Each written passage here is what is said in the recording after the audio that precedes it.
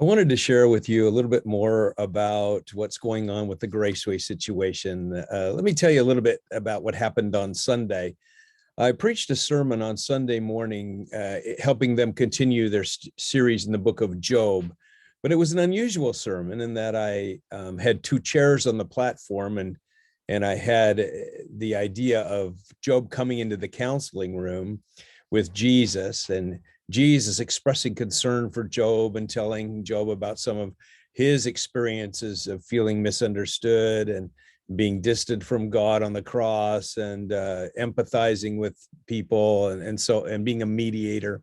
While Job read chapter 9 as a journal to Jesus in a kind of a counseling environment.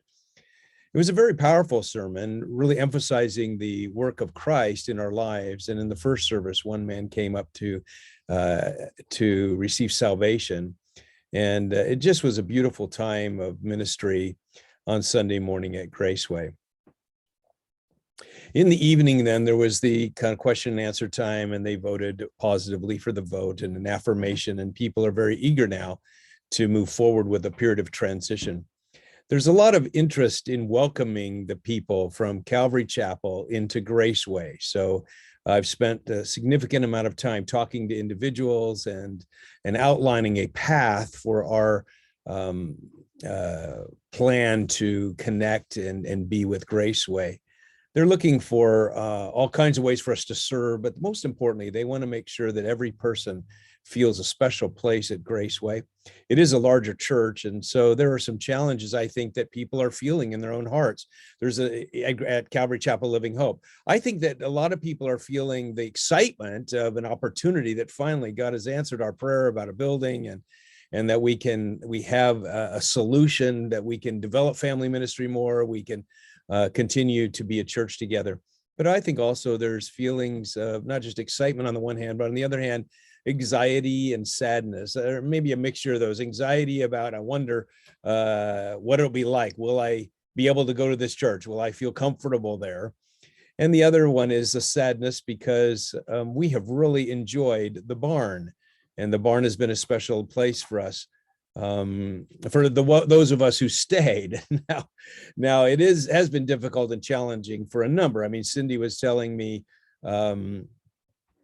she works with children. She was saying, going to GraceWay sounds great. I feel sorry for those kids sometimes huddled in their blankets and a clipboard on Sunday morning. And then, of course, there are a lot of families who haven't been able to bring their children to Calvary Chapel Living Hope. I met one family that's already at GraceWay, has been there for a while, that has kids, and they were coming to Calvary, but now they're at GraceWay. So they were excited about me being able to come over as well.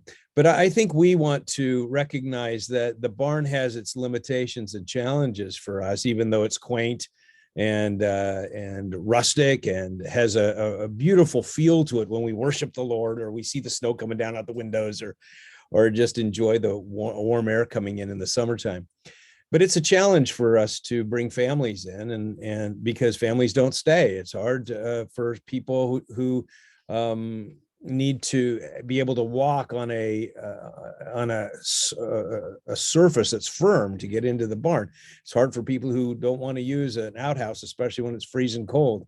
So all of those become challenges that limit our ministry. And so I know there's some sadness about leaving the barn, but there are some things that we can look ahead toward and see how God's going to bless us in the future. One of the things that I think will help with the process is that I've laid out a timetable of some events that will take place between now and May 1.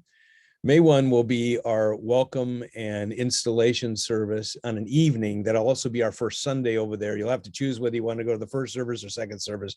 But all coming together on that week will be a great week for us to experience the change together. And you'll be able then to decide what God has for you in the midst of all of that. But I'm going to be working very hard to pastor the people of Calvary Chapel into GraceWay and help you to feel as comfortable as possible in the midst of that new dynamic and situation. That will take place on May 1. There are other things that will take place before them, but I just want to reference a very special time we'll have on April 24th, our last Sunday at the barn. I expect we'll have a lunch together that will enjoy testimonies. I'll probably give a short devotional and then open it up for people to share their experiences of growth over the last 8 years. So I'm eager to hear the testimonies and just the special time of sharing and worship and fellowship that we'll have on that special day on April 24th. I hope you'll put that on your calendar. There's some other events going on between now and then that you're going to want to know about. So please keep track of those and be able to monitor those as we're going forward. And I'll be eager to see what God's going to do. I know you're eager to see that too. A number of people have emailed me in response to my email I put out on Sunday night saying, hey, this is great. How can I help? And I'll try to get some more ideas about how we can all help together as we're trying to make this adjustment over to GraceWay. But for now, that's where we are. If you have questions, feel free to email me or call me. I'd love to talk to you personally about this and help you understand more about what's going on in this transition for us over the next couple months.